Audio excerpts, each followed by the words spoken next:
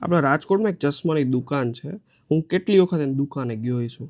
એને છે ને મેં ક્યારેય નવરા જોયા જ નથી. કાંઈક ને કંઈક એ કામ કરતા જ હોય. એકવાર હું એની દુકાને ગયો હતો. એની પાસે એક ડિજિટલ ચશ્મા હતા. તો એ ચશ્મા છે ને એને એવી જગ્યાએ રાખ્યા હતા કે જ્યાંથી છે ને બધા આવતા હોય એ બધા જોઈ શકે.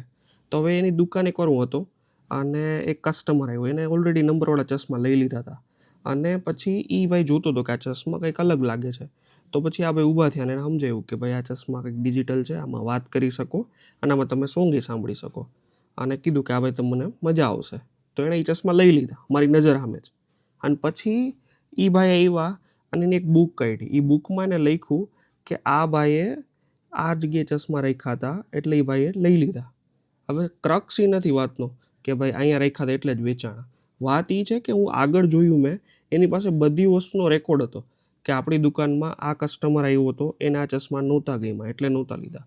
કે આપણી દુકાનમાં આ ભાવ વધુ લઈ ગયો હતો એટલે એણે ચશ્મા નહોતા લીધા. તો હવે આ બધી વસ્તુ જો એ કવર કરી લે અને એને આજુબાજુમાં ઘણી કદાચ દુકાનો હશે. હવે એ બધા લોકો જો આ વસ્તુ ના કરે, એની પાસે રેકોર્ડ ના હોય કે આપણી દુકાનમાં શું શું થયું છે, તો આ ભાઈ 3 વર્ષમાં કેટલા આગળ નીકળી જાય.